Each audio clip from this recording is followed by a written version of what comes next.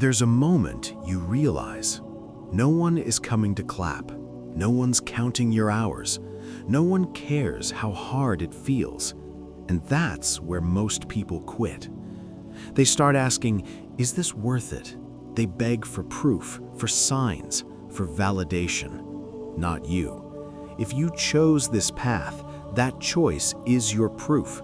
You don't need permission. You don't need someone to believe before you do. Belief doesn't come before action. It comes after.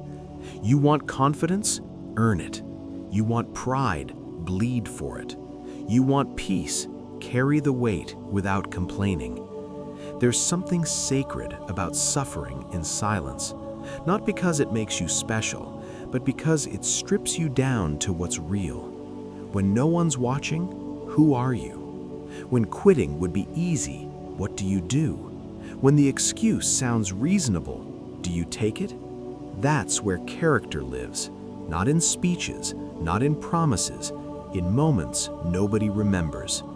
You don't chase comfort. Comfort dulls the blade. You don't chase happiness. Happiness fades. You chase clarity. Clear mind, clear purpose, clear resolve. If you fall, you get up.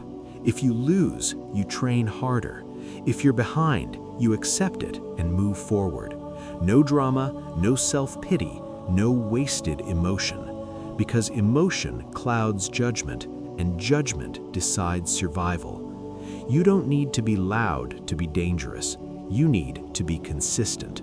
Day after day, cut after cut, step after step. That's how legends are built. Not all at once, but inevitably. At some point, you stop asking why it's hard. You already know. This path was never meant to feel fair. It was meant to test your resolve.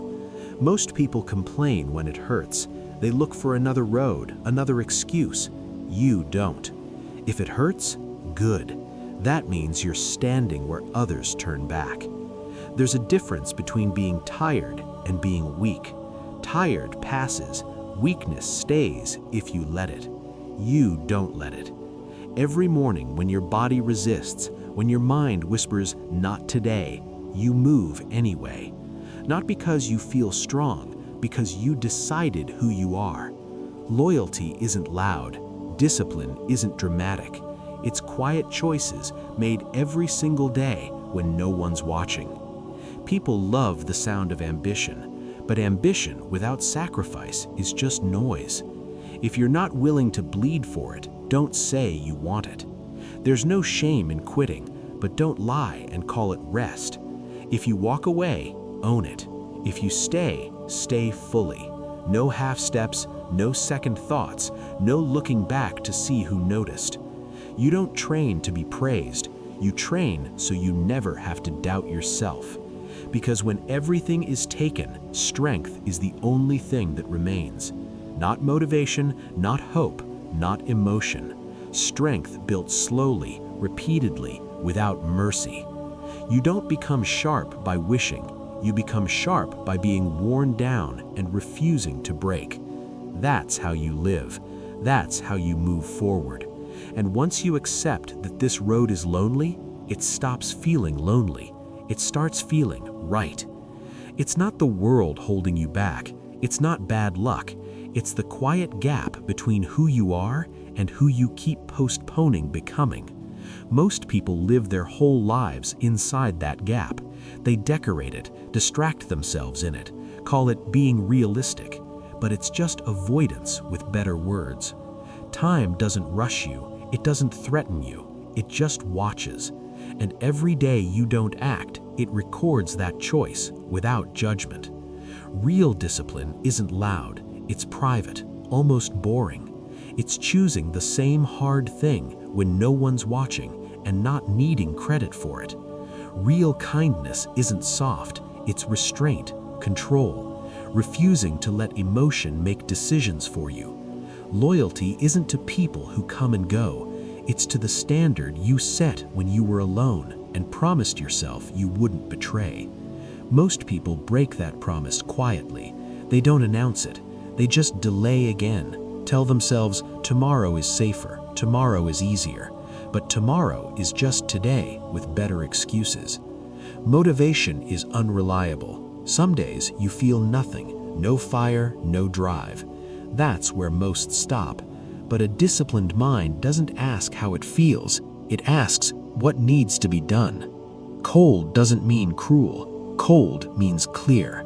Clear enough to act without permission, clear enough to move without applause, clear enough to stay steady when emotions pull you off course.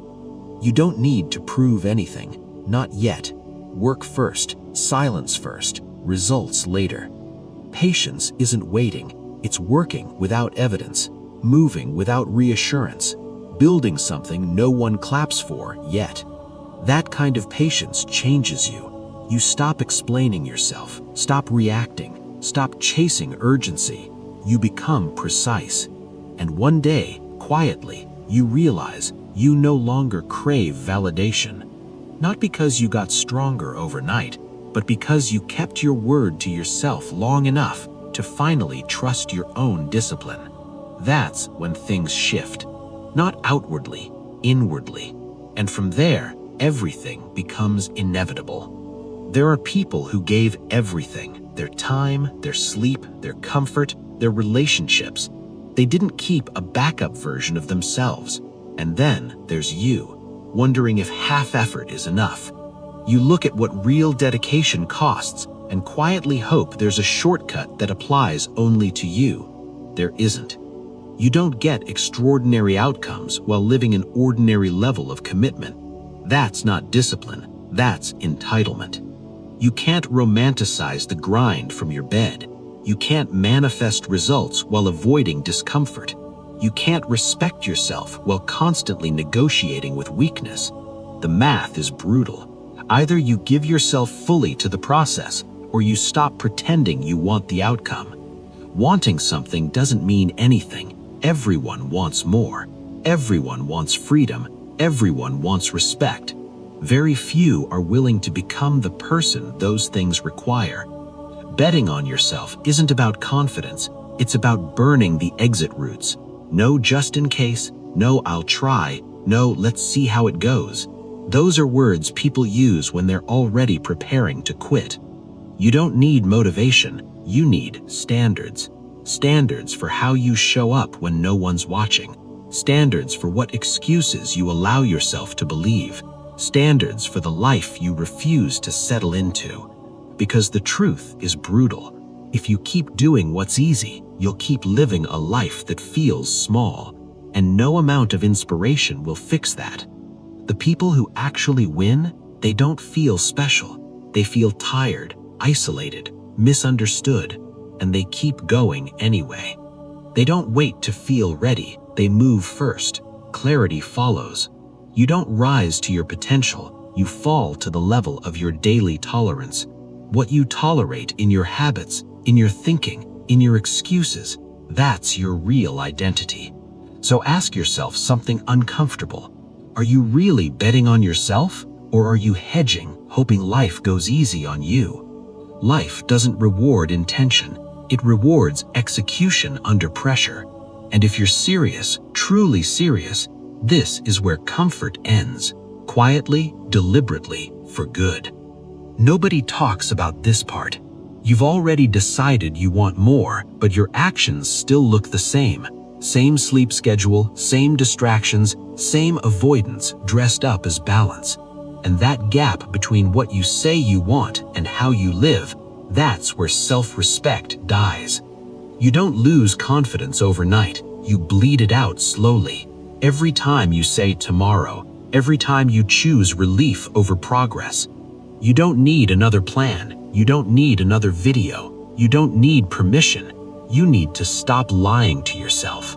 Because deep down, you know. You know when you're cutting corners. You know when you're pretending to work. You know when you're hiding behind thinking instead of acting. And here's the part most avoid.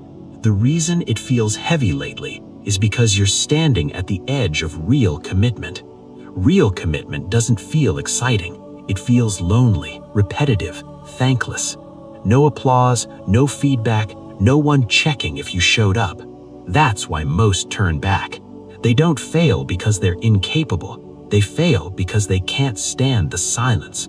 Silence forces you to confront who you really are, without distractions, without noise, without validation. And that's terrifying. So they stay busy instead of disciplined, entertained instead of focused, comfortable instead of dangerous. But if you're going to bet on yourself, this is the tax. Long stretches where nothing changes, days where effort feels invisible, moments where quitting would hurt less than continuing, and you keep going anyway. Not loudly, not dramatically, quietly, consistently, relentlessly. Because at some point you realize something brutal. No one is coming to rescue your potential. No one is coming to validate this struggle.